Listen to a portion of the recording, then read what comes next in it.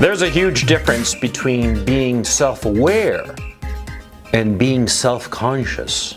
Self-awareness is simply knowing who you are, knowing, your weaknesses, your strengths, and more importantly, knowing the areas of who you are that you're not quite clear on, the things that you're a little bit ignorant about yourself.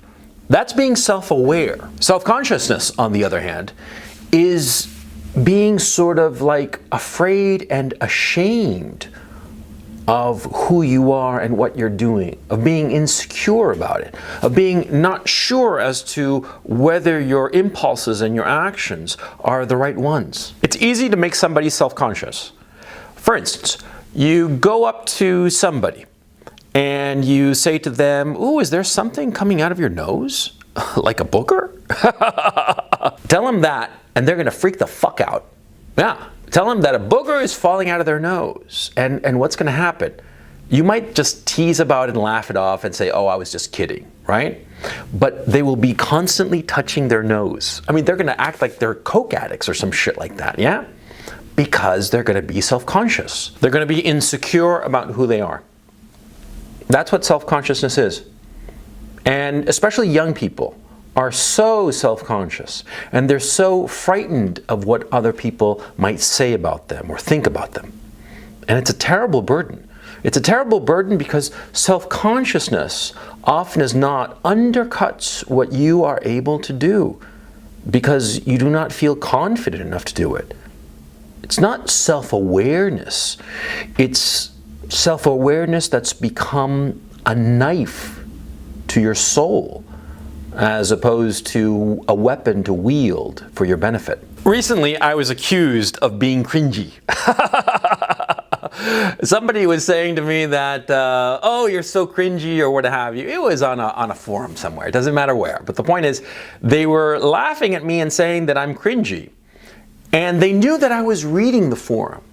And they thought that by saying this, that they would make me self-conscious. That, of course, is a hoot because I know I'm cringy. I know I'm a windbag. I know who I am.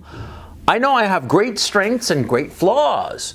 And one of my great flaws is that I'm a windbag. I go on and on and on like an old man. Get off my lawn! And these guys thought that by pointing out the cringiness of some of the things I say or some of the things I do, that they'd make me insecure. But that kind of self-consciousness only happens to young people. See, you tell some young guy that he's cringy, he'll freak the fuck out, right? I mean, it was worse than telling him that a booger's falling out of his nose, right? Cringiness, accusations that you're this, that, the other, they are a way to control you. Now, the way you avoid this is to embrace your flaws. You don't hide from your flaws. You don't pretend that they're not there. If you're cringy, if you're awkward, if you're this, that, the other, you just got to go up to that cactus and embrace it with both arms, as tight as you can. And of course, it hurts at first. It hurts to embrace that cactus and admit that you're cringy or that you're not that clever or you're not that knowledgeable or sometimes you're this, that, the other, whatever flaw that you have.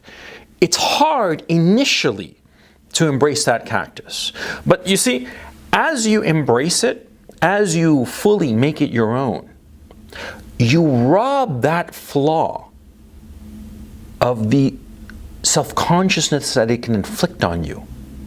You take away the power of that flaw because since you're recognizing it, you're no longer insecure about it.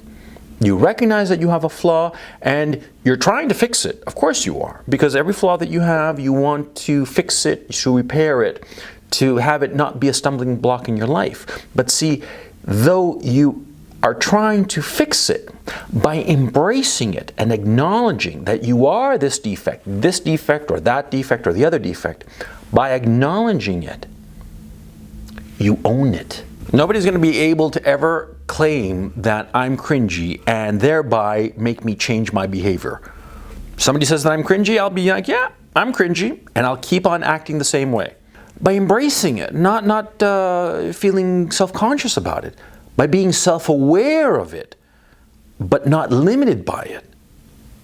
I negate it. I negate the flaw. And that's almost as good as fixing the flaw.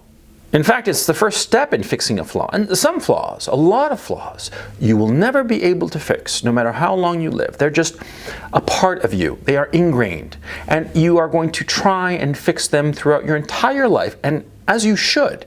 That's perfectly fine to be trying to fix a flaw that is irreparable. But see, by acknowledging this flaw, even this irreparable flaw that you have, that you're trying to fix, by being self-aware, you rob it of the ability to hurt you. You'll have that flaw, but it'll be neutered. That's the beauty of it. That's the beauty of embracing the cactus, embracing and being self-aware of your failings. Self-consciousness is a terrible thing. Being hyper-aware of your flaws and being powerless in the face of them. And every flaw that you have, of course, can hurt you. Of course, a flaw hurts you, a virtue helps you, or so we would hope. But you see, if you acknowledge your flaw and you're self-aware of it, and you do not allow it to dictate your actions, then you're going to be better, you're going to be stronger, you're going to be truly independent. Because you see, an independent man is a man who is self-aware but lacking in self-consciousness. That's what you should strive to be.